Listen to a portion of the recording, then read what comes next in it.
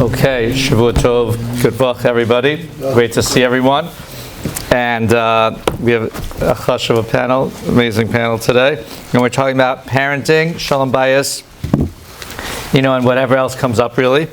And I have a lot of index cards here. So let's start with the person, the doctor. Are you a rabbi or not yet? No. Okay. To me, you're a rabbi. The Dr. Zimmerman, can you describe yourself in 2 or 3 sentences? I'm a clinical psychologist. I run a group practice. We see a very wide array of issues, both children through adulthood.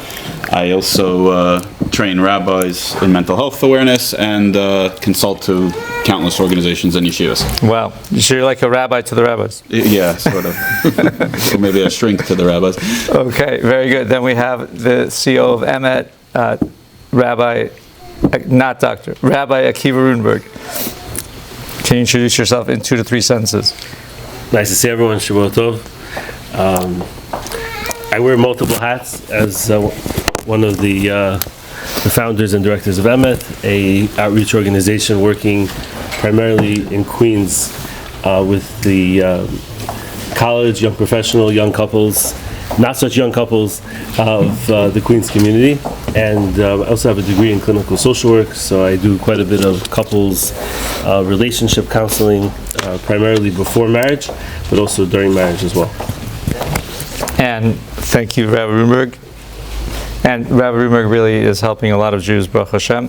And then last but certainly not least, we have Rabbi Meirov. Would you like to introduce yourself in 2 to 3 sentences?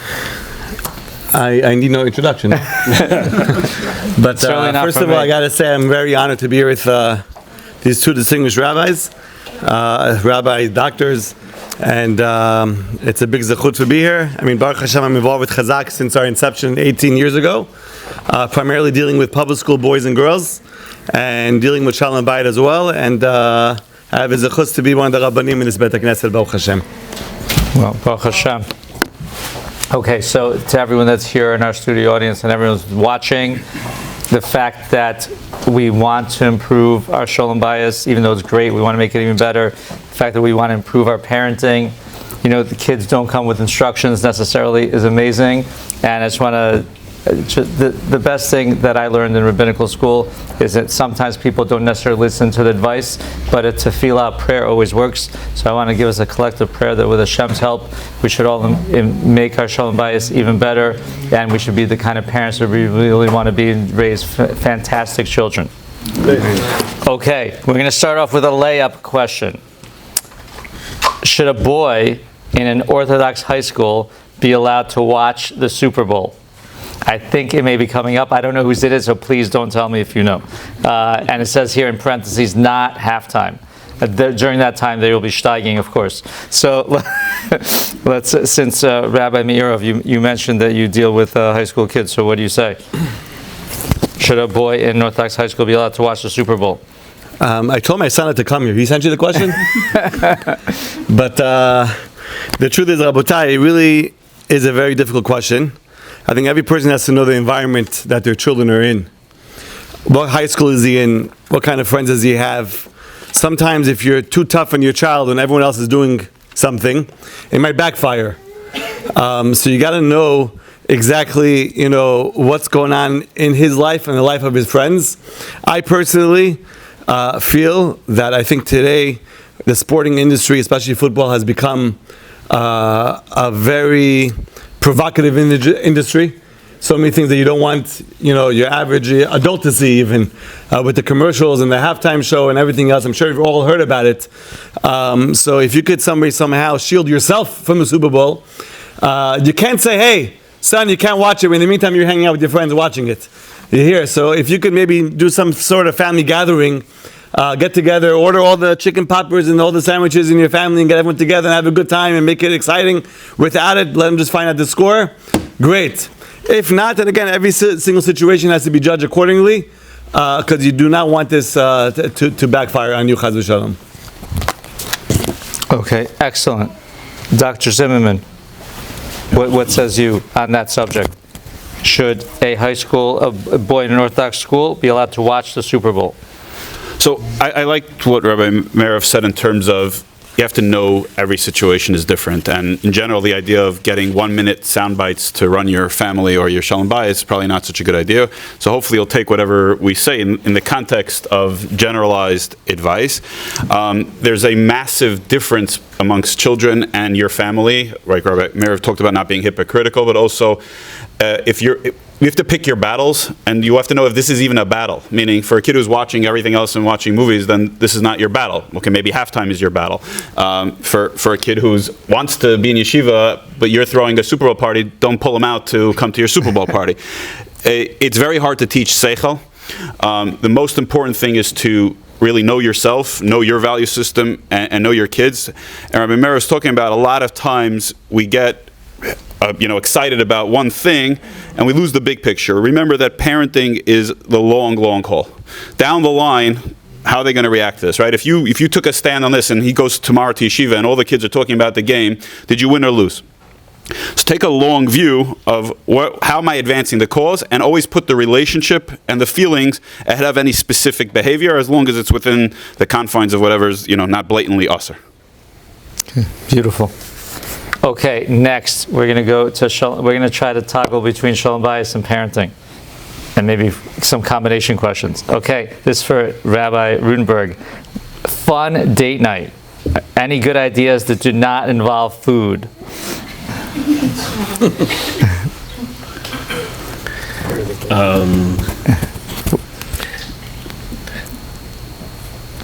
I would suggest that anything you do that doesn't include cell phones in front of you is a date night. It doesn't make a difference if you're home, if you're at a restaurant, if you're going bowling, if you're going for a walk.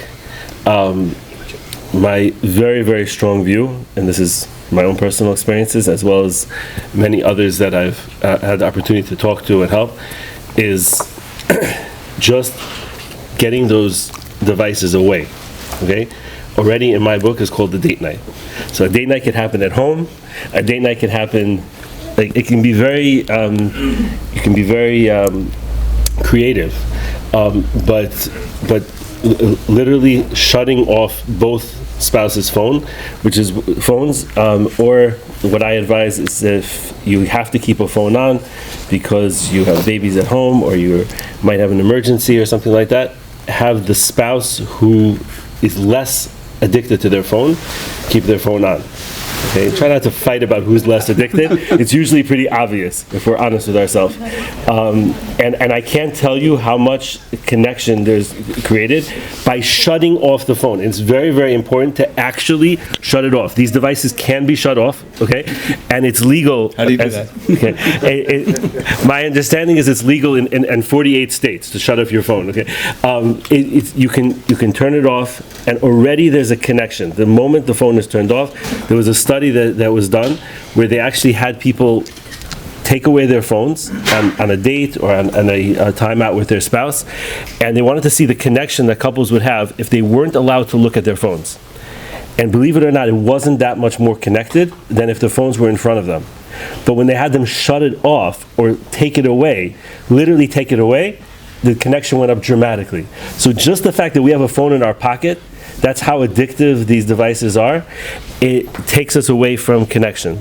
So my answer, I'm really not answering the question, but my non-answer is it's more about what you don't do than what you do, and you can be very creative with that. Okay. All right. I like that. You put away the cell phone. It's already a starting point. And of course, going out to dinner could be, get expensive and fattening and everything else. So one of the things that my wife and I have started doing on date nights is there's about 100,000 different types of Shalom Bayis books. So we started reading them together. It's like a fun date night. It's like date night and Shalom Bayis like rolled into one. And if you have your phone out, it's not going to be good. But that's an idea, one of many. You could do activities. You go get some fresh air, go for a walk, keep your phone away. Read a nice Shalom Bayit book together. There's at least 100,000 out there. I don't know why there's so many. So, okay, next question is, this is going to be interesting. Let's start maybe with Rabbi Meirov. Thoughts on homeschooling? Chazak is busy putting many students from public school into yeshivas. So what if a parent says to you, hey, I got a great idea. We're going to homeschool. What do you think about that? So the truth is, I'm not such a mumche and expert on homeschooling. I think there's an advantage to being in a regular school environment, in a regular yeshiva environment. They get to see other kids, they get to grow, they have challenges, communication. So there's definitely a tremendous advantage, obviously, with going to a yeshiva environment. However, if a parent feels, in their specific case, homeschooling might be more effective, and it's very well possible, then you should definitely entertain it, but make sure it's done right, and your children are not going to be, left behind on some of the core matters in Judaism and secular matters as well. So if it's done right, and your family feels it's the right approach, maybe you have a rabbi, a rebbitzin, or a mentor, or some other individual that's an expert that can guide you in the situation, then yes, it is a possibility. But keep in mind that you are going to take away from the positivity that being in a school environment, including the fighting and the arguments, which is also there to help build your child up as well. So obviously this has to be done with the proper guidance if you choose to do so. Okay, very good. Next question for Dr. Zimmerman. How can spouses prioritize? Say that word again? Prioritize. Prioritize. I'm sorry, English is not my first language. How can spouses prioritize? Skip it, go ahead. Their relationship while fulfilling their parenting responsibilities? Being parents and at the same time husband and wife. It's so hard. Without escaping to Florida, of course. So I think that's probably what you're saying is the most important thing to acknowledge, that everything here, it's a lot easier said than done. And what people mistake is that they think the kids are demanding, the kids have all these needs, so naturally the kids pull for the prioritization. You end up providing for them first. And you think, okay, I'm being a better parent, we'll pick it up on the spouse. And the data is pretty clear that the best parenting for your kid is a good relationship with your spouse. And now that's, again, hard to do. So it does require consciousness on both people's part, carving out time and making sure that there's respect to one another first and foremost, setting limits on where the kids can come and not come when you have some alone time, and even working to work together on your parenting so that's a unit. It's not like, okay, mom's busy with the kids the whole day, and dad comes home after Meirov when everybody's asleep, and then for Shabbos, that we're in this together. But I think it's very, very crucial that people know the predictive nature of the attachment between husband and wife predicts how your kids' own self-worth is going to be and their relationships. So the stronger your connection and attachment is, that's going to predict theirs. I'm sorry, might be bad news for a lot of the people here, but no, that's what we're here to really improve, strengthen that, prioritize it, and keep that as a factor. And each spouse usually needs, this one needs time to, okay, we got to check in on a date. This one needs, no, I need your help, come home early, and you need to be able to respect one another where you jointly need and how you're prioritizing putting yourselves ahead. Okay, very good. Question, Rabbi Rutenberg, would you like to answer that? I would just like to add. Yes. Thank you, Dr. Zimmerman. I would just add a component, which is that I think you really have to take a step even further back, which is prioritization in general. In other words, like Stephen Covey talks about in the 4 quadrants in his book, 7 Habits of Highly Effective People, that being able to prioritize, which he calls quadrant 2, which are the non-urgent but important things, is the greatest predictor of whether a person is going to have a really fulfilling, meaningful life, that they're really in so many different ways. So learning to prioritize internally, which is super, super hard today, because we're being bombarded nonstop by these like WhatsApp messages and constant, being pulled in so many directions. And it's exactly at the time in our lives when our kids need us the most that we're being pulled the most. You see some people who are already in post a little bit closer to retirement. They're looking to be pulled. Look, can somebody but Hashem made it. This is the challenges of our life is sometimes a lot of bracha, right? We're being pulled by our parnassus, sometimes successful parnassus, being pulled by our kids, by our spouse. The fact that we're being pulled in so many directions is a bracha. But the answer, I believe very much, is to learn, and I'm struggling with myself, so if anyone knows how to do it, please let me know. But is to learn how to prioritize internally, because all growth has to start inside yourself, and then with your spouse, and then with your kids. It has to start with yourself. So if we can learn to prioritize better ourselves, our own, priorities, it will make it easier to create time for our spouse and for our kids. I think I'll share just a brief. Rabbi Yisrael Salanter, who started the Musar movement, he's accredited to saying, Rabbi Yisrael felt that every person should do a half hour or 20 minutes of Musar a day as a necessity. And somebody came to him and said, Rabbi Yisrael, I only have time to learn a half hour a day. What should I learn? And they knew he was going to say Musar, but what about Gemara? What about Chumash? What about Halacha? So he gave a brilliant answer, and he said, learn 20 minutes of Musar, and you'll find out that you have much more time than you thought. Right? So I always think about that answer because so often when we think we don't have time, it's because I spend 3 hours a day on social media and checking the news and checking the news again and checking the news a third time, and if we prioritize ourselves better and really put anchors and rocks in our life, we can have a lot more time. Okay. Can you repeat the book that you just said? It's called The 7 Habits of Highly Effective People by Stephen Covey. It's one of the best secular books, I believe, out there. Okay, very good. Thank you, Rabbi Rutenberg.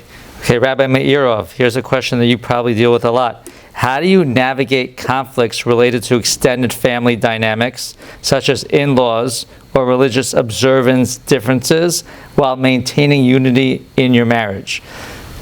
So basically, the parents are still parenting, even though the kids who are now married, and they have different religious patterns, different ways of communication, different, basically everything. Right. And the couple's trying to be within themselves a unit, and they have to be respectful to their parents and everything at the same time.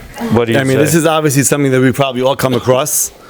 The family dynamics could be very complicated sometimes, and we make it even more complicated by the way we react.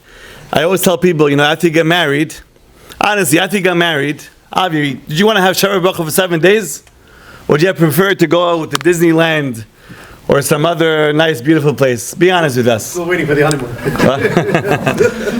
Right? Let's be realistic. 7 days of seeing your mother, your father, your grandmother, your grandfather, your uncles, your aunts, your brothers and sisters, 7 days.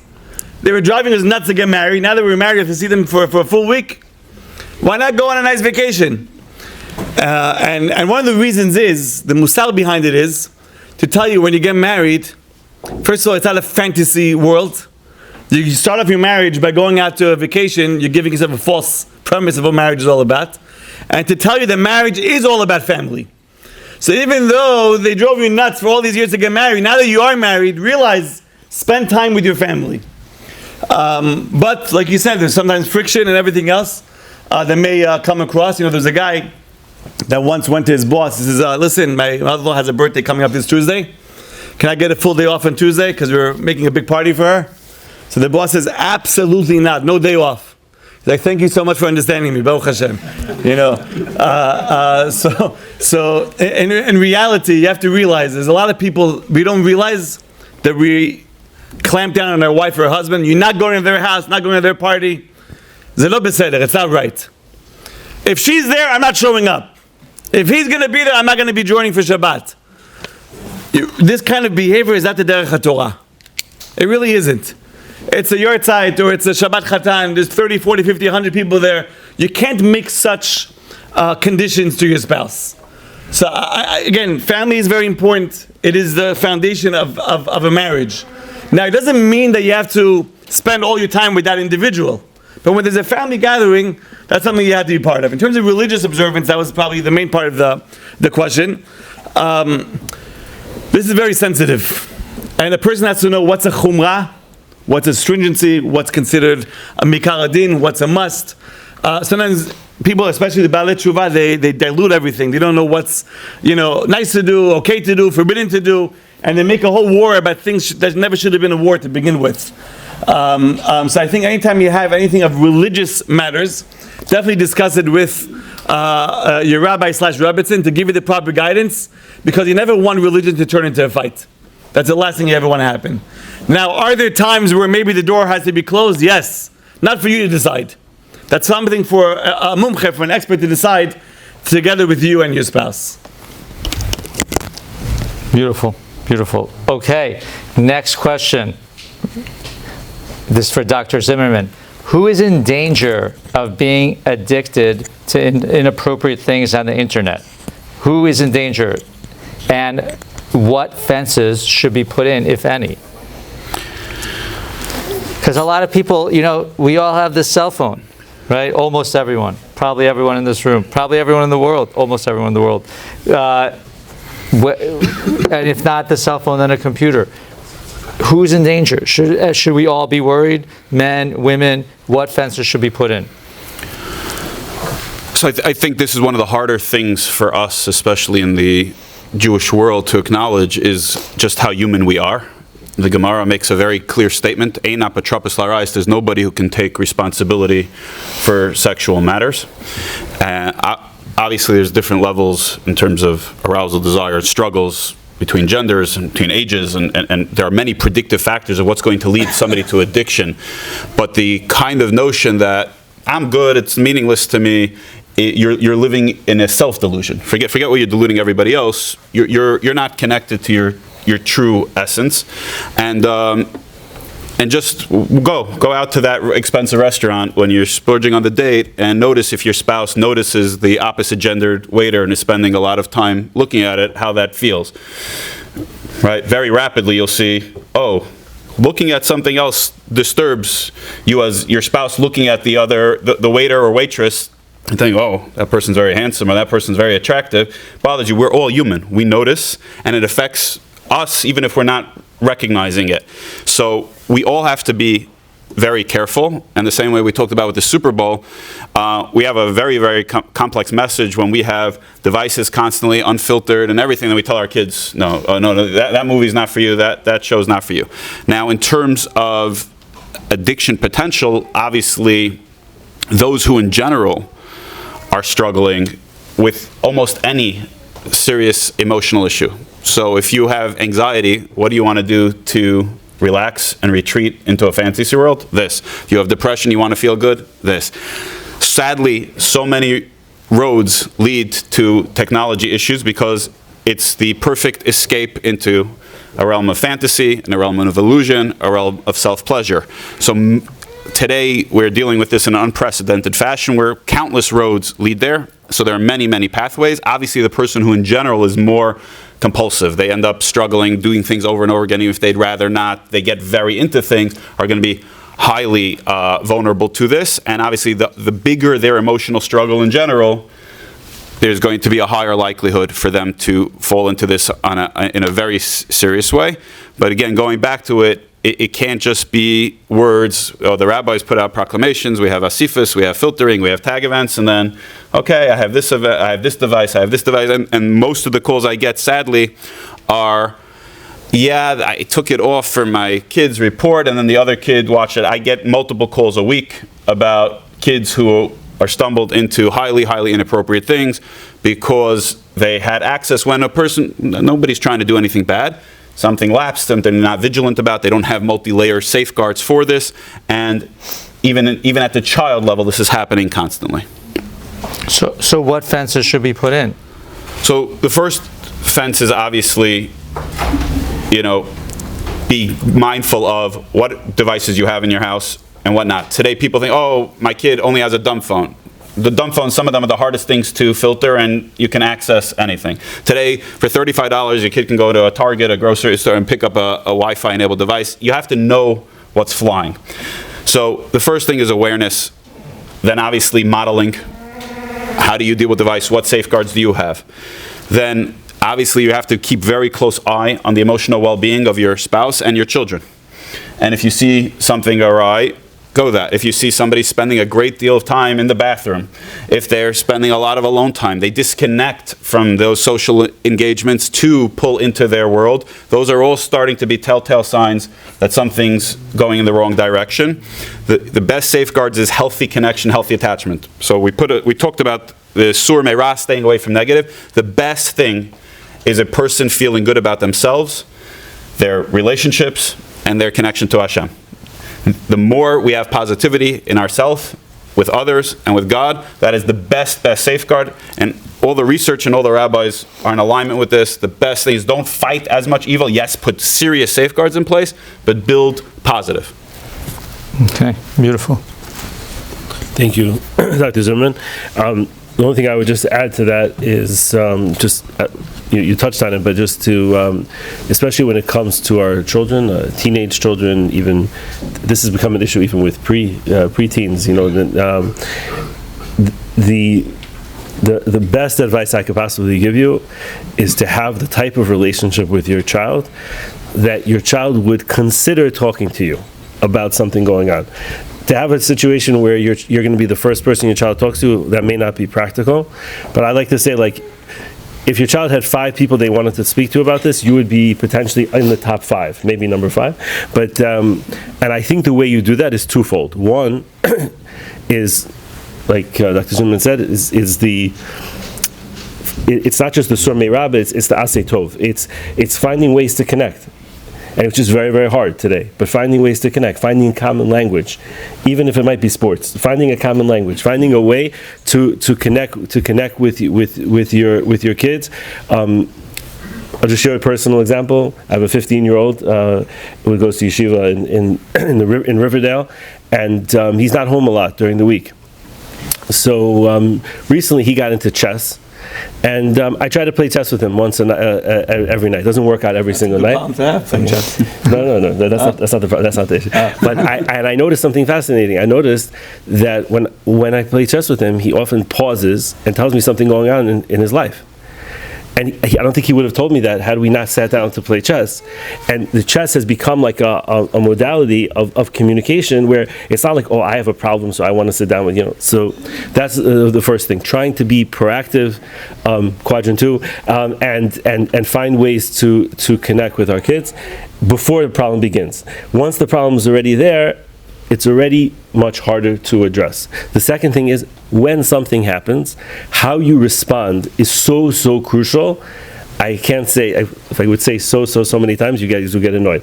It's so crucial how you respond. So if you see something inappropriate on a device, and you see that your child looked at something inappropriate, the natural inclination, the natural response is to like give them a speech, or to get upset, or to like make the child feel that they're bad because they did this thing. And I think when we do that, first of all, your child will for sure not tell you what they did the next time. And I also think it's bad chinuch, and I'm sure it'll come up, you know. Do you want to address that? We didn't plan this. This is our first time meeting, actually. But I wasn't going there because I thought they were talking about sort of these blockage safeguards. But Rabbi Rutenberg saying, for those who don't know, I wrote a book called From Boys to Men, Guiding Our Sons and Students to the Ways of Kedusha. It's actually not just that we wait for this conversation. If we're not going to go proactively and educate them first before they encounter this, both about their bodies, what's changing, they're going to hear it in camps, on the bus, in school, other places, then it's already a little too late. We always want to jump in first with as much proactive education as possible, and the book provides both guidance on how to have those conversations at each developmental stage, and also how to deal when something inappropriate is going on or somebody is struggling. And the book also has bibliography for some female versions, not identical of that. And so that's another piece that we really need to step into, is proactively parenting for every difficult life challenge. And this is one of the greatest challenges our generation is facing. We can't wait to stick our heads in the sand and expect things to go smoothly. We have to step up our game tremendously. Okay. Have a copy of the book? I have a bunch in my car, but oh no, I don't even have my. But it's readily available on Amazon, Mosaic Press. Say the story again. From Boys to Men, Guiding Our Sons and Students in the Ways of Kedusha. And it's deeply rabbinically involved. The Gedolim were involved in. Aaron Feldman Shlita, one of the most senior Rosh Yeshivas in America, wrote the foreword, and many Gedolim were deeply involved in the process. Okay. Can you go on Meirov opinion on this? Can you share some insight on this also? Yeah. So just to add to what both Dr. Zimmerman and Rabbi Rutenberg said about the kesher that you should have with your kids. You said top 5? You should be in the top 5? Is that what you said? That the kids come to? How do you really get to that point that the kids are open to talk to you? It's a big avodah if you really think about it. I mean, many people tell me, Rabbi, my son, 14-year-old, suddenly he goes to his room, closes the door, doesn't talk to us. And how do we prevent that with your next child? And really, Rabotai, I think it's very important. When you have an opportunity to be in the car driving your 5-year-old boy or girl to school, or picking them up from the bus, or driving them to the supermarket, those are 7 minutes where you could just talk to them. No, how was school today? What went on in the bus? Oh, Abba, you know what happened in the bus? This kid did this and this kid did that. They're opening up to you. And then every day or every other day you have the same conversation about something that happened, someone that did, someone that said something in school, someone that got punished in school, someone that hit him in school. They're having this conversation with you as a 5-year-old and a 7-year-old and a 10-year-old and 30. Next thing you know, when they have their first challenge, who's part of the top 5? It's you, because they've been doing this with you for the past 10 years. Right? So if you don't have these small talk, these conversations with your kids when they're little kids, then it's going to be very hard for them to open up to you when they're teenagers. That vadai. And maybe just one more tip to what they were saying. Matisyahu Salman, who passed away, what was it, a few months ago, one of the greatest Baalei Musar here in our generation, a tip that I heard him say once when it comes to the internet and computer usage in general, even if you have a filter, he says, if there was a concept of internet in the times of David HaMelech, in times of Chazal, he says, I have no doubt, he says, they will make an Isur Yichud. Just like a man and woman cannot be secluded in a room together, so too you should not have seclusion with the internet by yourself. And one etzah he gave, besides the filtering that we all discussed, one etzah that he gave is that all the computer software, you have a laptop or a computer in your house, it should always be facing the open area. It should never be a situation that the kids are sitting and doing their homework and the computer is facing the wall. When you pass by, you don't see what's going on. You should set up the computer in the house where it should be in an open area where the man, the woman, the parents as well, and the kids always use it, and it's going to be, it's visible. We're not hiding anything. Nothing is being, hidden from anyone. This way, it takes away that extra urge of doing something wrong because you know that you're not facing a wall. Rather, you're facing an open area in the house. If I could just add one more point. I did have an opportunity to read a lot of your book, and it's a great book. And I think what the point that I was making, you talk about a lot in the book, which is the importance of recognizing that the desire to look at these type of things is normal. And that's so important that the child understands that he's not or she's not abnormal. They're normal, but it's not healthy for them. It's not good for them. It's something that's going to affect them adversely later on. And I think that distinction, just in addition to what Rabbi Meirov said about communication, is being non-judgmental. Non-judgmental is not something you can fake, right? It's either you are judgmental or you're not judgmental. So in your heart of hearts, if you're not judgmental, if you see these things, and as upset as it might make you, if you're trying to understand where the child is coming from, that's going to make a very big difference. I remember Rabbi Yaakov Horowitz shared with me once that in Europe, there was a lot of people who were going away from Judaism. And there was a guy who came to his Rebbe, his Hasidic Rebbe, and he said about his own son, he goes, my son is crazy. He's dancing with the shiksas, the non-Jewish girls, and he's eating chazer, he's eating pork. And the Rebbe puts his hand, it's a very wise Rebbe, puts his hand on his student's shoulder, and he says to him, he says, my student, he goes, your son is not crazy. He said if he was dancing with the chazers and eating the shiksas, he would be crazy. He says he's normal, he just doesn't have the right guidance. He needs the right guidance and the right approach. Beautiful. Okay, very good. Okay, so next question. Let's start with Rabbi Meirov. My wife says I lack compassion. How do I get better at compassion? How does a man be more compassionate? So, Rabotai, you should know that if your wife says that to you, she's not looking to hurt your feelings. Or if your husband says something similar to you, he's not looking to hurt your feelings either. When someone says that, and it's your other half, that means something is hurting them inside. So instead of getting offended, try to understand them. Now, how you say it also makes a big difference. But assuming you're saying it the correct fashion, understand them and see where they're coming from, and have a heart-to-heart talk about it. Because a relationship is meant to go on for 50, 60, 70 years. You want to be, B'ezrat Hashem, till Adei Zikna, right? To see children and grandchildren and great-grandchildren. So you want to have also a stable relationship. So when your spouse tells you, listen, you don't have any compassion, that means that she feels there's something wrong. Maybe you're being too aggressive, maybe you're being too demanding. And a lot of people in this community maybe come from homes where it was accepted in the old country for the man to be the more dominant figure. And when the woman speaks, you open your eyes nice and wide, and she's quiet after 4 seconds, right? But that's not the right approach. We have to realize that Rambam says that you have to respect your wife more than you respect yourself. And if you have money, you make sure you spend it on her. At the same time, the wife has to respect her husband and give him extra love and everything else. We have to realize it's a two-way street. It's not enough to just be a compassionate guy in shul and at a workplace everyone loves you and you're a Zimmerman and hey, Ruven, you're here. But when you come home, you're like the Taliban, she's scared to see you, and the kids are hiding under their beds. A person has to have the right balance of being the good guy in the shul and also being the good guy at home. Yes, you got to have a certain level of leadership at home, but not too much fear and not causing trauma to the people around you.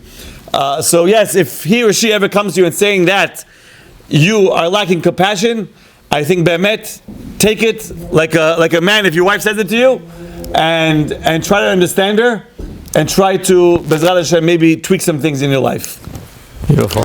I think, first of all, it's a beautiful point. One of the things you said right away seems like you're very experienced at dealing with these issues. It's so easy for us to take something personal when the spouse says something to us and starts, what? You're talking to me? And just get defensive and it snowballs into a fight.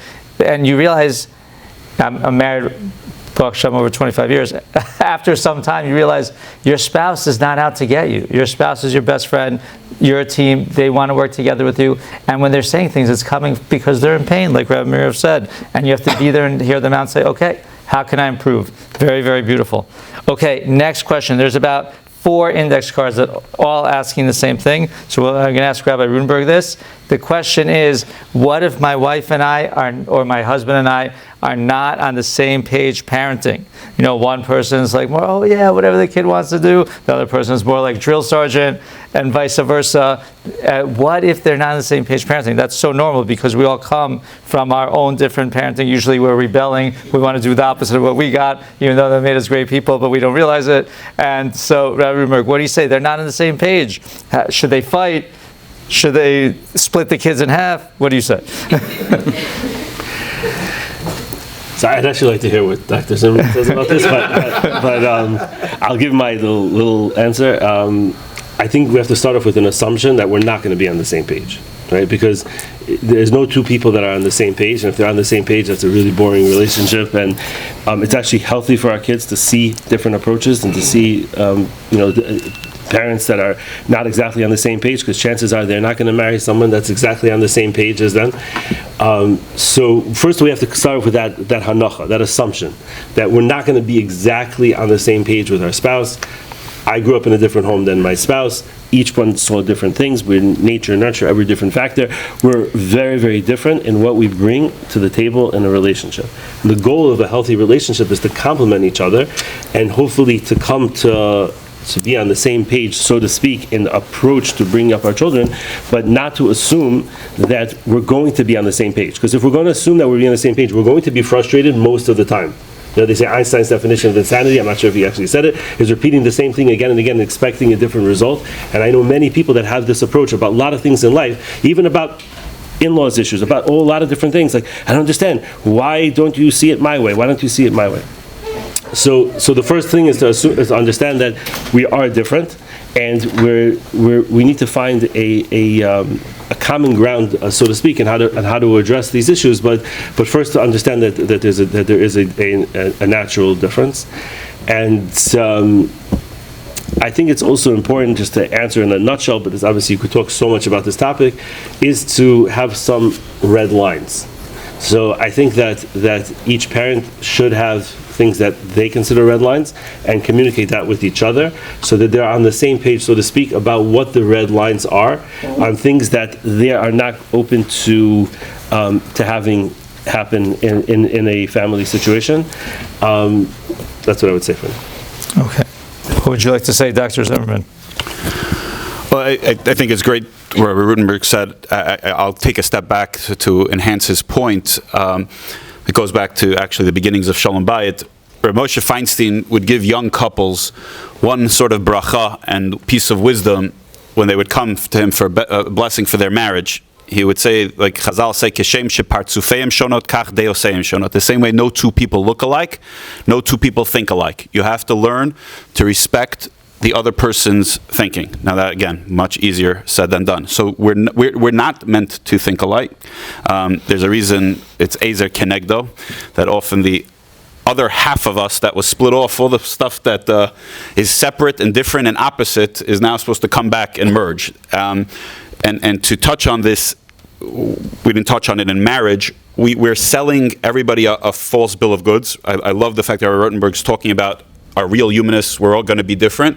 The same thing with marriage. We give people this fake idea, you're going to get together, it's going to be the same page, the same thinking, the same family structures, and it's going to be mazel tov. Like when in our Jewish stories, it's like, and they got married, as if that's the finish line. As far as I'm concerned, that's the move from the minors to the majors, and now let's see what happens, both in terms of your midos, in terms of your connection. So in terms of being on the same page, what Rabbi Rutenberg is saying, and even in terms of demonstrating for children, how do you deal with differences of opinion? How do you deal with conflict? How do you do assertiveness but not aggressiveness? How can you handle? And Chazal were very explicit about this, that the mothers were more naturally nurturing, and they needed. You have to. That's why Yiras Aim comes first versus Kibbut Av, and the kid naturally feels a certain bond. There are gender differences. There are approaches. Now, also we did talk about red lines, and red lines are a tricky business, because as you heard from Meirov, people grow up in certain houses with certain expectations, and you're making a red line. My father did this, his grandfather did this. I don't want to grow up with some snowflake here, some American snowflake. I'm gonna beat him back into the old country, and we have to be very, very careful about that. Not to say that in the past that was inappropriate or wrong, but to say that, like both the Gedolim and the research are very clear that doesn't work for the children of today. So there are certainly certain red lines, but how do you handle that? So this message actually of you have to be on the same page, I've seen countless karbanos in my office because a very unhealthy spouse would do highly toxic things to the children, and the other spouse stayed quiet.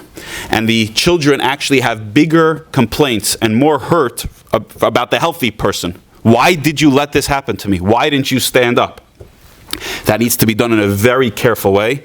And on a lot of things, if you're having extreme differences, so aside for trying to figure out what's a problem in yourself and in the relationship, so always, like Rabbi Rutenberg said, you start internally, then you go to the relationship. And also, there's a big notion here in America, self-made person. Nobody should be self-made. That's why you have friends, family members, you have rabbis, and that's why, Baruch Hashem, there are countless mental health professionals. Reach out for guidance and help. If you're getting stuck and you really can't work it through, and you've made really proper attempts at speaking it out in a kind way, and you can't get there, get yourself help. You could save generations like this, because the kids will see the level of conflict, they'll see the level of dysfunction, and they will pass it forward. So the best thing often you could do is work on your own stuff, and then work on your relationship, and if you need help, get help. All right. Beautiful, thank you. That's, very, very excellent point that you're making. Both of you, it's normal to disagree. And sometimes, there's nothing to do, and you shouldn't be embarrassed. Go to a rabbi, go to a therapist, go to a mentor, and have someone work through how you guys should do it together. Or else it's not going to be too much fun. So these three men are available. We have two rabbis and a therapist. And no, we have one rabbi, one therapist, and one rabbi therapist. Official. So call him first, guys. Thank you so much. Thank you. His number is? Okay, everyone's numbers will be available on their website. Okay. Next question. Okay, so next question we have is for Rabbi Meirov. What happens when one of the spouses does something wrong? Is like whatever it is, something outside of the red lines. How does a couple deal with that? They weren't expecting it. It could be, we have so many different things outside of red lines. Either they're watching something they're not supposed to, the other spouse catches them, they're doing something they're not supposed to. What happens? Is there reconciliation? How do we get back to being the shalom? So one thing I always tell couples when I sit down with them, either before they get married or while they're already married, I tell them a famous story, the Moshe Schneider. He was once conversing with Moshe Sternbach, and while they were conversing, a young man walks by and says, Kvod Harav, I get a mazal tov. What happened? I'm getting married next week. Okay, mazal tov. And he says, Rabbi, give me a bracha. He says, what bracha do you want?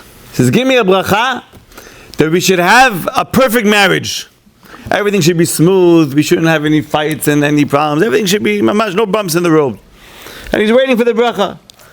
And he's waiting and waiting and waiting, and no bracha is coming. He says, Rabbi, what happened? He says, I'm not going to give you this bracha, because I know this will never happen. No such thing as a perfect marriage and everything is smooth. I will give you a bracha, however, that you should have the wisdom and the inner strength to overcome the challenges of marriage life. Now, with that being said, like I believe Rutenberg said before, if you catch your child doing something wrong, your reaction is very important. If you're going to come and react in a wild fashion, you might destroy him even more. Don't make it worse than what it is. Realize the mistake that he did or she did was a mistake that's part of their natural growth process. Same thing really applies to the husband and wife as well. They're not angels because they got married. He and she still have their faults. He and she still have their challenges. So yes, there are certain red lines, but the way you react also has a tremendous impact on what's going to happen down the road. So I think everything has to be done b'chokhmah. Certain things cannot be tolerated, 100%, but everything should be done with wisdom, know how to react, when to react, to get the proper advice from the proper professionals for how to deal with the situation. Because if you can take the problem and just hide it under the carpet, it's going to get worse and worse.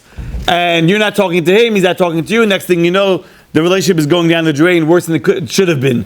So everything has to be done, like I said, with the proper dosage and ingredients of reaction. Because remember, everyone's a human being involved in the situation. No one's looking to harm anyone, chad v'shalom. And mistakes happen, and certain mistakes are worse than others. But always make sure you react in the proper fashion and get the proper guidance after it happens. Okay, beautiful. Okay, Rabbi Rutenberg, what are some good Shalom Bayit books one can learn with one's spouse? I know you enjoy reading, sometimes discuss, I know you enjoy reading a lot of Shalom Bayit books. Which ones would you recommend? And are there any Jewish ones?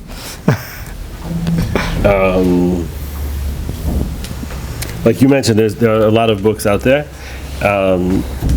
One of the ones that come to mind is Meir Winkler. 10 minutes a day to a better marriage. Yeah, 10 minutes a day to a better marriage. He has a very interesting approach where you allow your spouse to say something for 10 minutes and don't respond for 24 hours. I don't know how many people were successful doing that approach, but even just the idea of it, even if you wait 24 minutes to respond, like that's a very a good book. I'm not trying to get away from the question, but I can't say enough. Like when I do this relationship class that I give at Emet to couples before their wedding, one of the things I ask them in the class is, what's the most important thing to work on in your marriage? And I usually do this in my office, and I have a computer screen that's off, and I ask them to look at the screen for a second, and they see a picture of themselves, and I say, that's it. So I can't emphasize enough that if you really want to have Shalom Bayit, and the most important place to first turn is to self-growth. Whether it's working on an issue that you had even before marriage, or whether it's working on an issue that came up during marriage, to work on yourself because a healthy marriage is made up of two healthy individuals striving to become one. I know it's a mouthful, but a healthy marriage is made up of two healthy individuals striving to become one. I can't tell you how many times, and I'm sure Dr. Zimmerman has had the same thing, where people have come thinking that the problem was the marriage, when in reality the problem was themselves. And of course it affected the marriage, and of course the marriage is a secondary aspect, and the marriage needs to be addressed as well. But just like we know with an infection, right, if you treat the fever and not the infection, you're never going to really treat the patient. You have to treat the infection. And if a person has an issue like you said with anxiety, you have to treat the anxiety or get the anxiety to be in a manageable place. I've literally had people come to me and say, a woman came to me, maybe it was like 2 or 3 years ago, and she says, I need marriage therapy. I said, why? She goes, because I have anxiety. And I'm like, okay, so you should get individual therapy. She goes, I don't want to say it's my fault. And I'm sure this is true for many situations. And I said, if your spouse is not supporting you in this, then you need marriage therapy. And I literally asked her, I said, if you had an infection on your foot, would you go to a marriage therapist or would you go to a podiatrist, right? And we all know we go to a podiatrist, right? So I think it's really, really important, even though we strive as a relationship to be a unit, but it's a unit of two individuals. And that means that just to answer the question, as much as Shalom Bayit books are important, Rabbi Schaefer's book, 10 Dumbest Mistake that smart couples make, a great book. He has a video book, which is great. There's a lot of good stuff out there, but I can't emphasize enough the importance of looking into yourself first. Right, if I could just add one more thing. Sure, you have the mic. There's a word that is often used in relationships called triggered, right? People say, my spouse triggered me, my child triggered me, somebody triggered me. And maybe I'm being a little bit like going far with this, but if you think of the word trigger, right, it comes from like a gun, right? So if somebody triggered you, it's like your gun went off, right, and a bullet went out. And you're basically blaming the person who caused you to pull the trigger, right? Now, if you're in a shooting range and somebody jumped and made you pull the trigger, that's maybe understandable.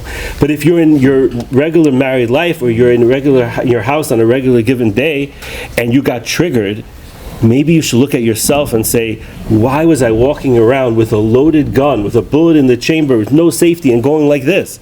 So I can focus on the fact that you triggered me, or I can focus on maybe I need to be calmer. Maybe I need to work on my anger. Maybe I need to work on my self-development, my self-confidence, my own ego, so then every time my spouse looks at me the wrong way, I don't jump and take it so personally, etc. Right? So the easy response is just to say, if you don't look at me that way, if you don't say that to me in front of my mother, if you don't do this, if you don't do that, I won't get triggered.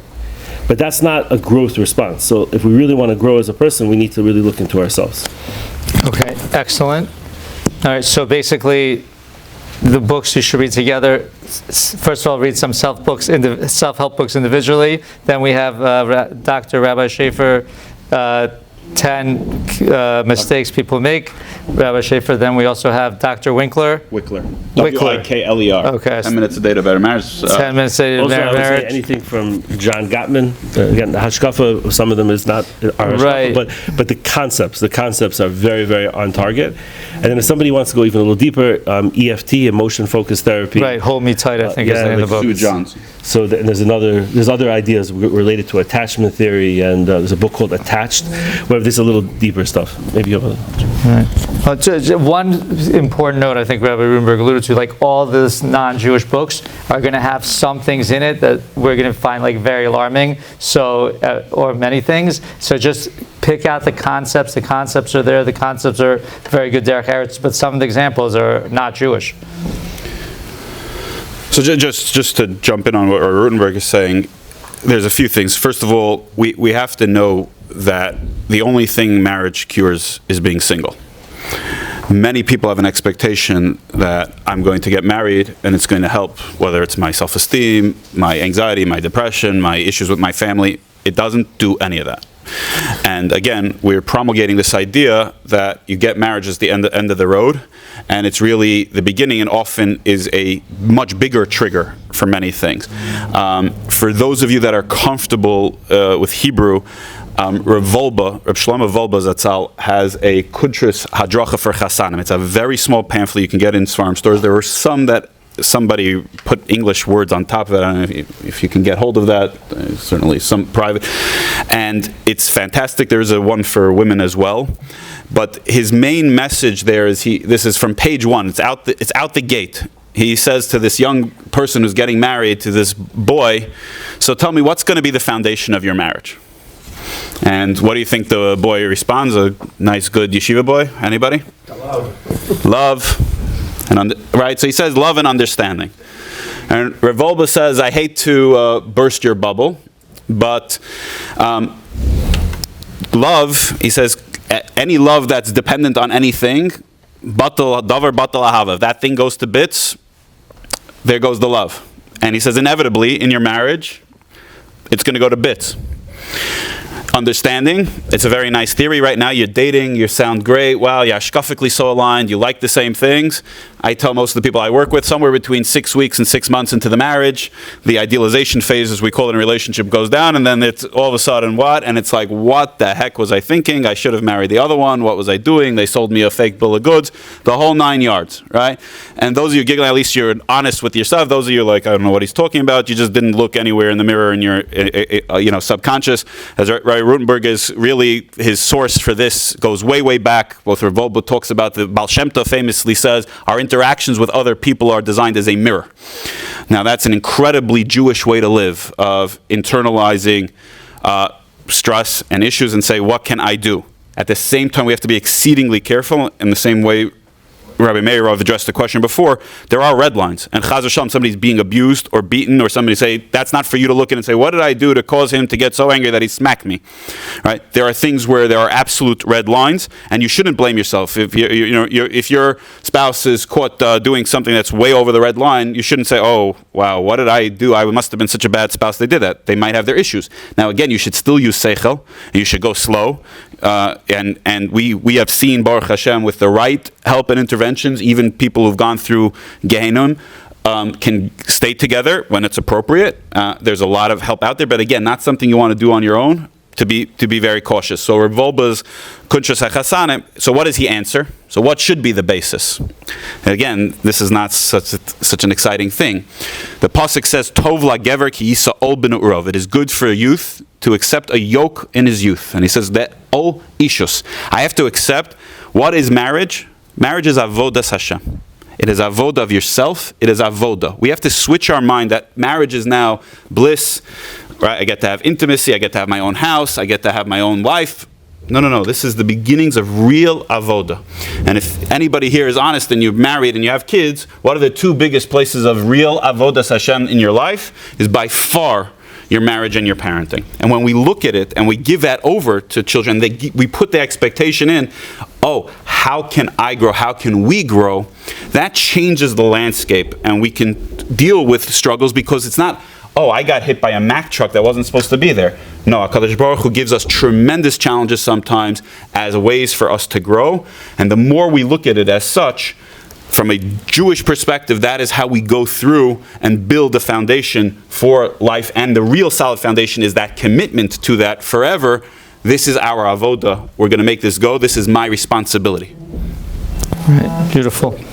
One question also that people ask a lot is, especially us coming from the former Soviet Union, like, why do we have to do so much avoda? Why do we have to work so hard on our marriage, on our parenting? Like, it seems like our parents, our grandparents, it just worked, whatever. Right? They didn't know anything. Here we have 100,000 self-help books. There was zero. And America also, So the answer is, one answer that I saw in a very interesting book, actually, that's a very good Shalom Bayit book called Beyond Mars and Venus. It was written by the same Mars and Venus guy, but he said the generation has changed and now we need Beyond Mars and Venus. So he said in the previous generations, this is so important. They really just wanted to be role mates. Right, so I have role A, you have role B, whatever, we're not going to fight about it, we're not going to have so much connection. We have different roles, we get it done. In our generation, we want to be soulmates, right? We want to be our spouse's best friend, have intimacy, go on vacation, have everything be great, not yell at each other. We're not looking for a quote-unquote partnership, right? We are looking really for a soulmate. So That takes a lot of work. Role mates is like a job, it doesn't take so much work. Let's see, whatever happens, happens. Soulmates takes a lot of work. All right, we're switching back to parenting for a moment. Rabbi Meirov, how does one encourage their teenagers to become more excited about Judaism? How to encourage our teenagers to be more excited about Judaism. So the truth is, first of all, the school or yeshiva you send them to has a big impact. Certain schools, certain yeshivot are all about, okay, here's Jewish culture, Jewish ritual, and Shalom al Israel. Then you're wondering, why doesn't my son want to have greatness in Judaism? Other yeshivot really push your children to try to reach greatness and try to recognize their potential. So putting them in the right environment, that's already step number one. But step number two, more than any yeshiva, it's really the atmosphere you have at home. How excited are you for Shabbat? How excited are you for going to a Shiur Torah? Does your wife have to push you to get out of the house? And your kids see, your wife keeps saying, come on, Shimon, get up, get up. I don't know, I'm tired. Okay, I went to a Shiur last week, leave me alone. Then the kid sees the father has no interest, like why should I be interested? If the father is sitting at the Shabbat table and he's kvetching and complaining, the Osavot this week didn't come out like last week, my mother does it much better than you, and he sees the constant bickering between the husband and wife, like why would the kid want to enjoy a Shabbat meal when he gets married? Why would he want to make an official Seudah? So to build that excitement, you got to make things exciting. You got to show that you're excited. If the mother is complaining about tzniut being a burden on her, why would the daughter want to have tzniut part of her life? But if she's going to look beautiful within its tznius boundaries, and her daughters see it, that she's confident, she's proud, and she's not complaining about it, it's going to motivate them to say, you know what, Baruch Hashem, I can go with a certain path and still look beautiful. So a lot of it really begins in the home, in your actual home, but obviously the school setting also has a tremendous impact as well. So you got to make sure that you get in the proper balance when it comes to these matters. Okay. All right, modeling for sure. Meaning, like the children follow the parents. It's not foolproof, of course, but that's a good starting point. Very good. Okay. Yes. If I can just add to what Meirov said. Firstly, 100%. That your own attitudes are really the most important. Somebody once said to me, like, if the child sees that the parent is super excited about the Super Bowl, but like just going begrudgingly through Shabbos, then the message they're going to get is that the Super Bowl is more important to my parents. So working on ourselves again to be excited. Where Moshe Feinstein said, he was always bothered why so many Jews went away from Judaism, even though the parents sacrificed so much for Torah, gave up their jobs for Shabbos, and he said it's because the fathers would say, it's hard to be a Jew, and the kids are very, very intuitive, especially today. They pick up on so much at a very young age, and they picked up on the parents' sort of negativity about being religious, even though the parents were going through the motions, or not just the motions, even though the parents were passionate about it, but they picked up on a certain negativity.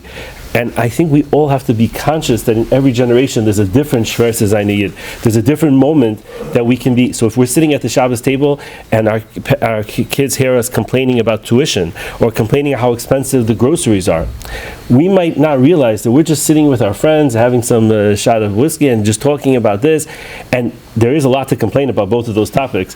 But the reality is, if our kids hear this negativity, and if we're living that negativity, then and they say 80% of communication is nonverbal. So if we're living that negativity, if we're not taking an approach of, yes, it's hard, but it's so worth it, our kids are going to pick up on that.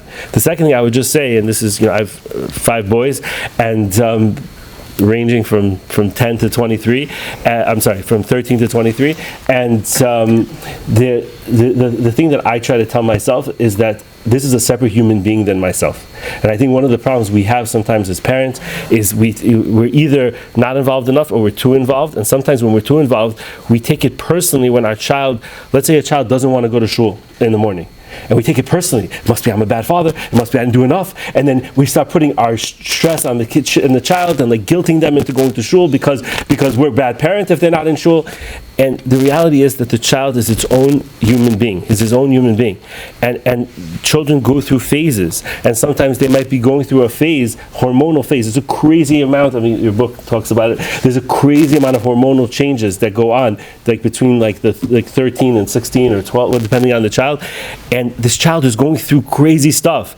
And it could be the child at that moment is not in such a happy place, period. Not just about Judaism. You might see it in Judaism, but that child might be going through just a difficult time in general. So it's important to be compassionate to the child, to recognize it's not always about you, and to give them the space to go through those times. Also maybe to get them a good therapist, or to get them help if needed, or other things. But to not take it so personally when your child is not, it's much easier said than done. Okay, I'll say firsthand, much easier said than done. But not to take it so personally when your child is going through a certain phase. Okay. Can I ask a question based off of that? If that's the moderator, he's in charge. With this one time, we'll say yes. As far as the tuition goes, let's say you're sitting with a bunch of different families and that just comes up. How would you approach it if other people are talking, the kids are listening? So, okay, since I'm the moderator, I'm gonna answer all studio questions. So this comes up a lot, and the best way to do it, and it's a Gemara, right? And it says Maybe repeat clearly. the question for the- The question is, what if people are talking about? Oh, tuition is so expensive. Forest Hills High School is free. So, of course, first of all, you say Chazak has some great scholarships for you, and then you say it says in the Talmud specifically that any money you spend on your child's education, Hashem will give you back. There's so many different ways to make money now, and there's a lot of ways to lose money also.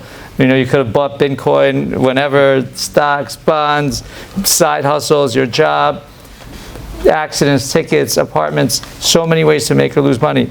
But Hashem says whatever you spend on Talmud Torah, on tuition, will not be taken away from you. Just don't make it a conversation. Anything for Talmud Torah, there's no problem. Okay, next question. I would like all the panel to just give us your best answer for this, best practices. One thing, how can, it's like the toughest question. I'm really putting a lot on the panel, but you guys are experts. We want to hear from all of you. How can we create emotional and physical intimacy between husband and wife? What's the best thing for that? The toughest question?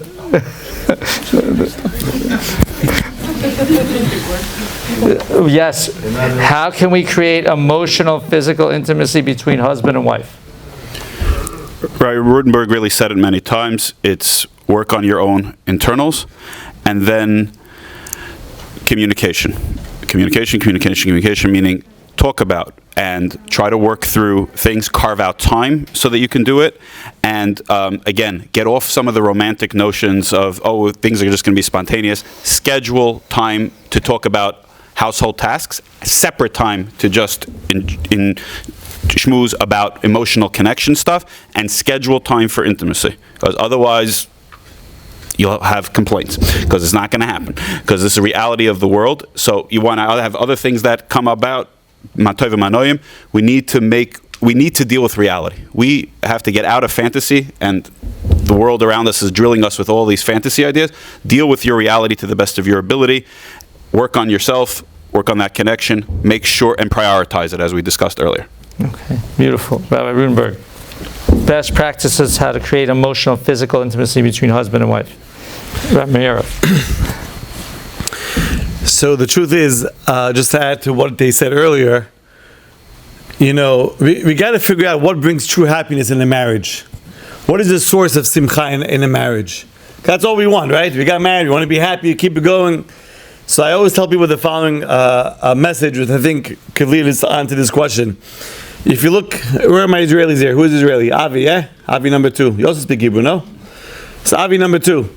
How do you say family in Hebrew? Mishpacha, right? And happiness, simcha. Very good. So simcha and mishpacha actually have the same letters.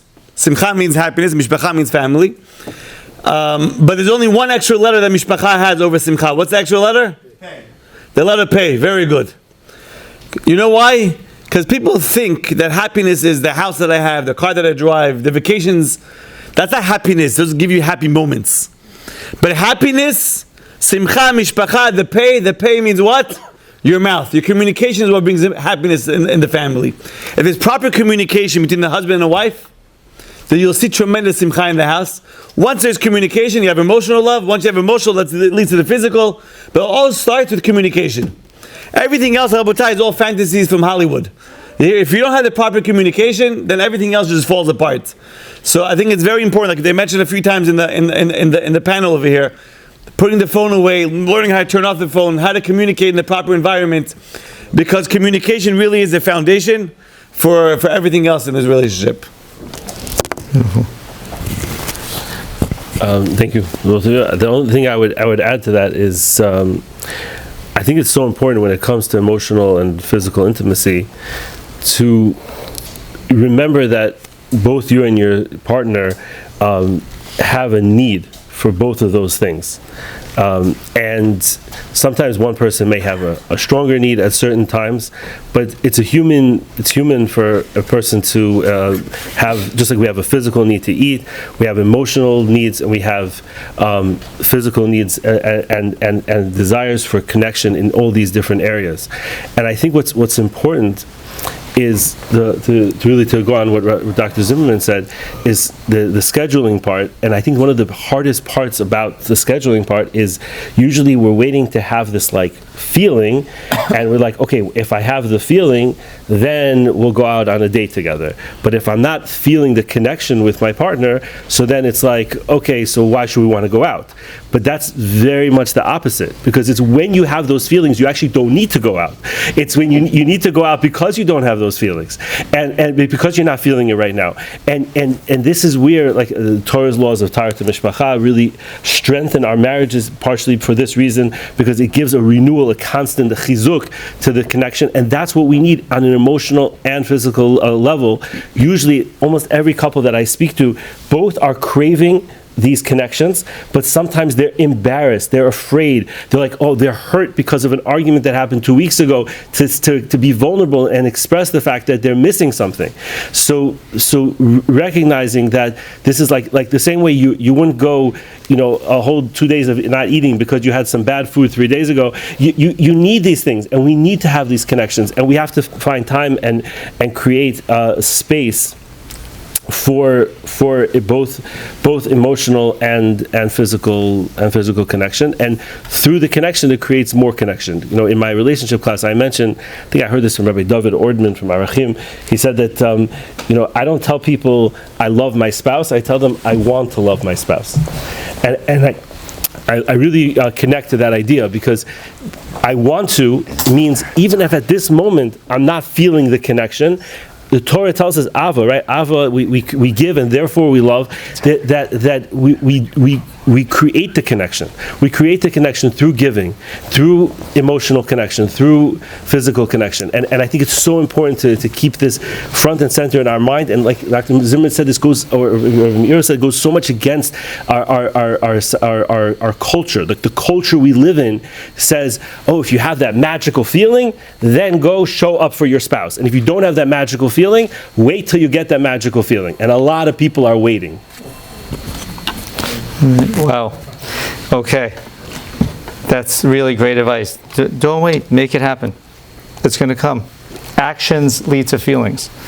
Beautiful. Okay. So we have time for one more question, and then we're going to let our amazing panel. I have a question.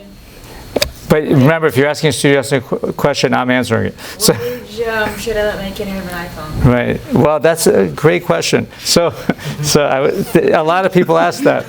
So, Yeah, you gave me the wrong. right. So I'm not sure an iPhone is ever appropriate for a kid, but I'm not even sure adult. What's a good? Several people actually asked that. What time? What age appropriate would be cell phones? I can only give you my opinion. So my less expert opinion is for sure not before high school. If you can hold, but by high school, it's going to be hard. And of course, you want to get them dumb phone, preferable, or extremely tagged iPhone if you have to. But before high school, you really can avoid it.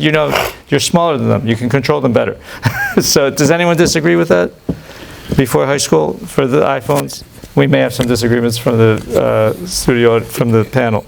Again, it's very easy to give a klal, right? It's very easy to say, Meirov was talking about Ramat Yisroel's advice, which was applicable when Ramat Yisroel gave it. The computer faces your home.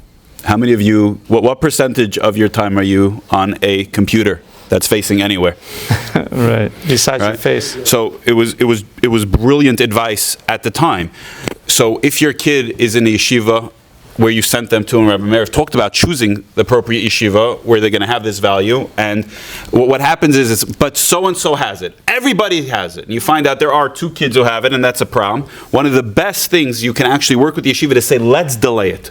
Nobody today say, oh, I wish I gave my kid a device earlier. Never heard that in my clinical practice yet, right? Now, if you can delay it, it's better. That being said, if you put your kid in a school where everybody in 8th grade already has it, and you're going to be the one holdout to 9th grade, first of all, you're probably not going to be the holdout. They'll just have an iPhone you didn't buy for them. Second of all, you might tear apart your relationship. So again, relationship goes here, and then everything else. But also, people think, I got the iPhone, I didn't get an iPhone. An iPhone that you just got with, you don't know what's flying, what apps, what are parental controls, is a nuclear bomb, right? Actually, I got my daughter an iPad before any other device. Why? Because the other devices that Yeshiva was recommending, I cannot get proper filtering on. But the iPad, I know how to use really well, and there are great parental controls on. I could set the parental controls to go off. You don't want to be having, oh, give it back to me, come on, this, that. You want as much automatic that it shuts off, and the limits are that, not a negotiation. So there are a lot of chokhmah that needs to go into both when you buy things, what you buy, and then an ongoing need to know what you're doing with it, within the context and framework of your child's life and in your value system. Right. Okay, got it. Good answer, good answer. But I think try to hold off as much as possible. If you get to high school, it's great. But don't ruin your relationship. Now, we're going to have words of bracha and final thoughts from all of our panels. Start with Rabbi Meirov. One more time, what is this? Words of bracha, you said? Words of bracha. I didn't bring my...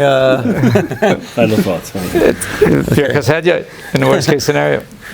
I guess we'll end off by saying, there's a famous story with Shloime HaMelech, which I like to share, which is a very powerful lesson. Shloime HaMelech was Chacham Mikol Adam, he was the wisest of all men. And, he understood the language of the birds, of the dogs. We don't understand our spouse sometimes, right? He understood everything. He knew what every single plant, what was it good for, what kind of healing, what kind of refuah, what kind of vitamins, whatever it may be.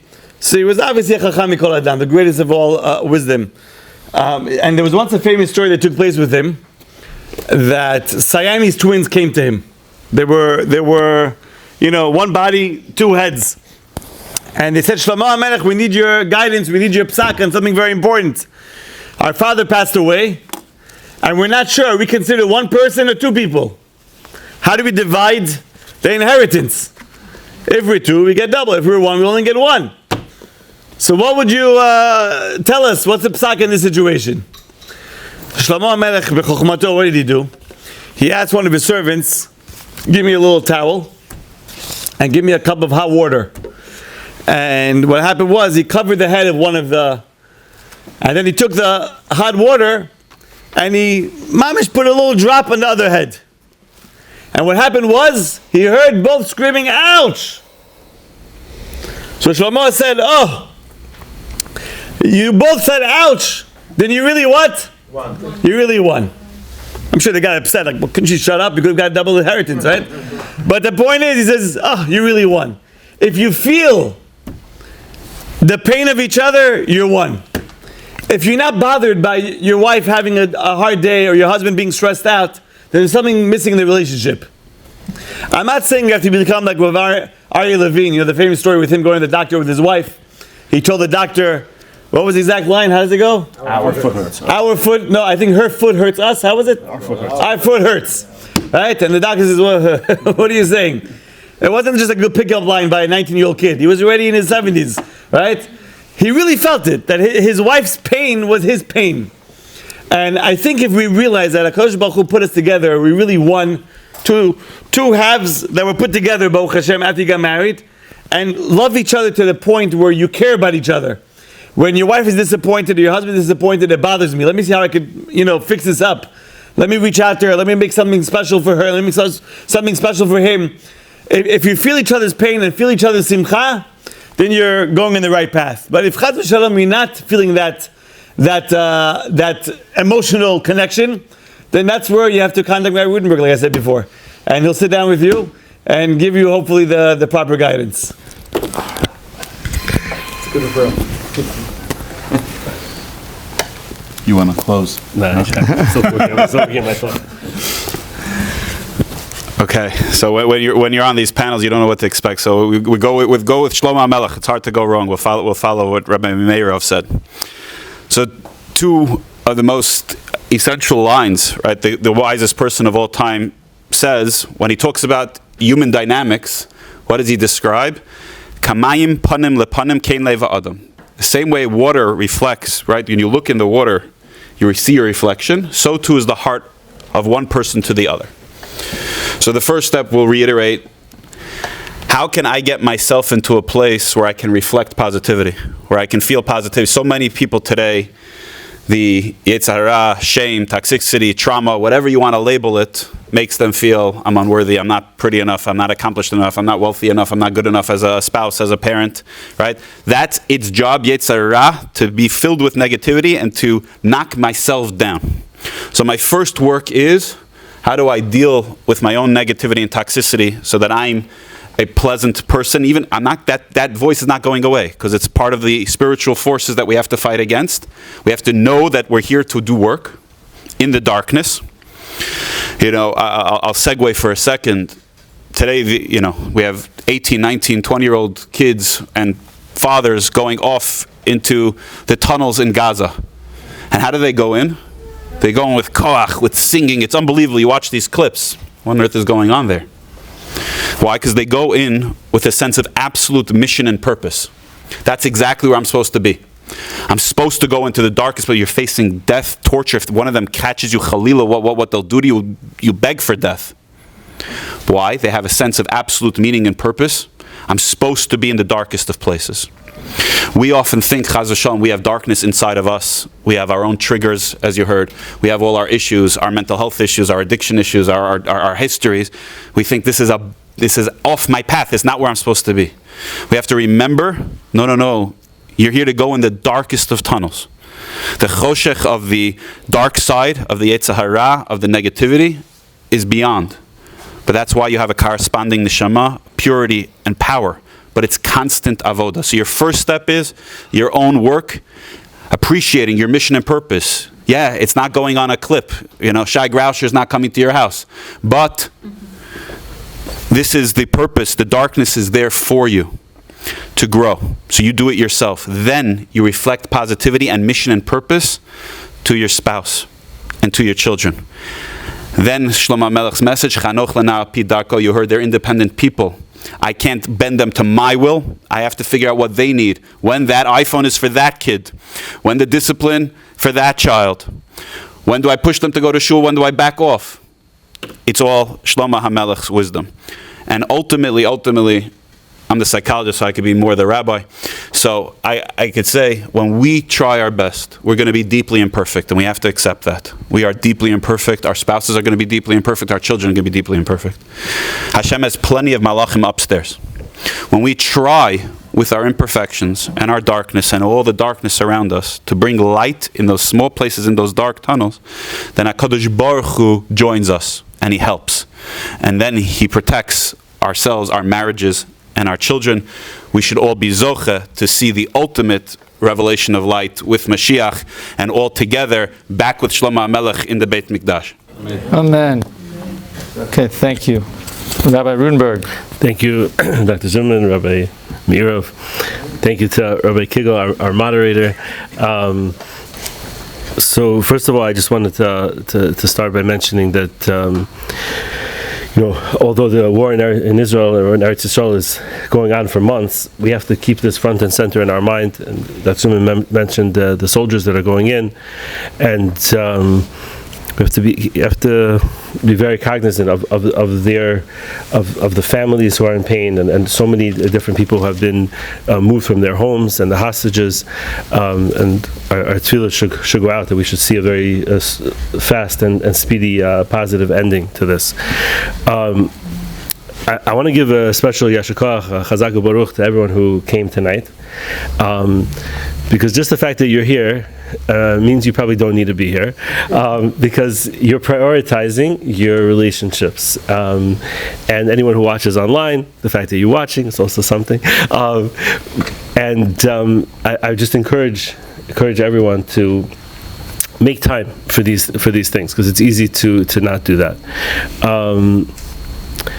The thought that I just wanted to end with is something that's been on my mind for last about a year or two. Something that I feel is people ask me all the time, what's the most important message that you could share? And often I can think of a lot of different things that are the most important, but I think that to me one of the most important things is the idea of being intentional.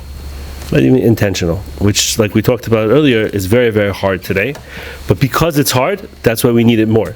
Right? I always tell my students, one of the greatest proofs to the divinity of the Hashem, of the Torah, is the fact that Shabbos, which was given to us when we lived in tents and huts, is more relevant today than it was then. No human being could have created such a thing, right? Because as hard as it is to keep Shabbos today, we need it more than ever before. And as hard as it is to be intentional today, we need to be intentional more than ever before.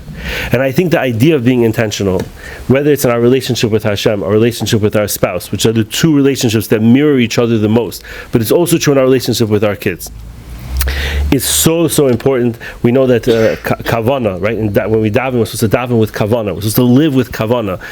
You correct me. I think it's in the Shulchan Aruch that says that one minute of davening with kavana is better than an hour without kavana. I think it's right. 1 minute of davening with kavana is better than an hour without kavana. And the same thing is true in our relationships. 1 minute of a connection with our spouse, with our kids, with kavana is better than an hour without kavana. And what I can suggest is really to be intentional about this, which means, just an example, that something, it might be that if you're coming home at later in the day and you're not going to see your spouse till later at night, that you take 5 minutes to talk to them on FaceTime. Right? Why FaceTime? Why can't you do a regular phone call? Because if you do a regular phone call while you're doing something else and you pause for 15 seconds. Oh yeah, right, yeah, of course. Yeah, how was your day? Oh yeah, and you repeat the same question. They actually feel worse after that phone call than they did if you hadn't called, right? And it's the same thing with our children. So being intentional. It's not about the amount of time. It's often just about